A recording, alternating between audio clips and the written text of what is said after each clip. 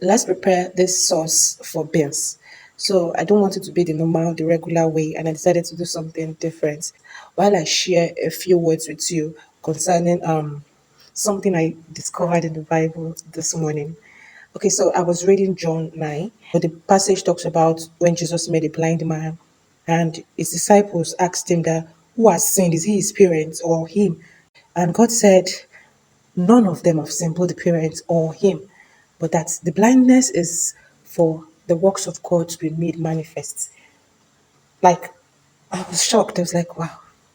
So somebody can actually pass through a certain problem in life, and your mind be like, oh, maybe it's a particular sin I did that caused it, or you might be blaming the devil. Oh, but it might be that God is allowing that stuff to be there so that He will prove Himself worthy. Like His name will be glorified in your life through that situation. Let me share a very similar situation that happened to me. I remember when I introduced my husband to be then, to my parents. At first, they agreed. They were okay. They were like okay, and suddenly they just disapproved. I mean, even after so much confirmation, everything was perfect. There was nothing wrong with him. I had prayed. I had received my confirmation. Confirmation from other parties too was there, but yet they said no. I wondered what exactly the reason was. Like there was no concrete reason. It was just no. I remember at some point I cried.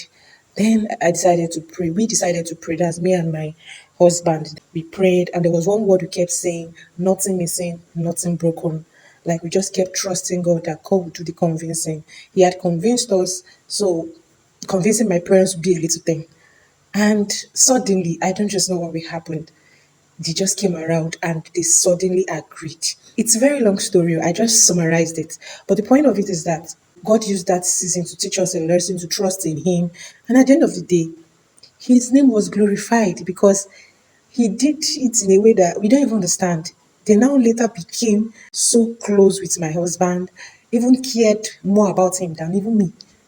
And when we look back at the whole thing, we just laugh and say, "Wow, God, what if I had agreed to their rejection then?" And say, "Okay, since they did not agree, I give up." Because I knew that God was involved, I kept on praying, kept on trusting God. So please keep on praying, keep on trusting God. No matter how that situation looks like, it might be for you to learn a lesson.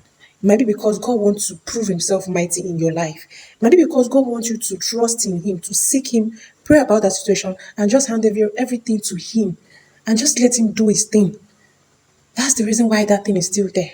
So instead of complaining, instead of getting worried, tired, crying, murmuring, and all that, just trust in God, pray, and believe that He's going to solve it. And in due season, your testimony will get to you.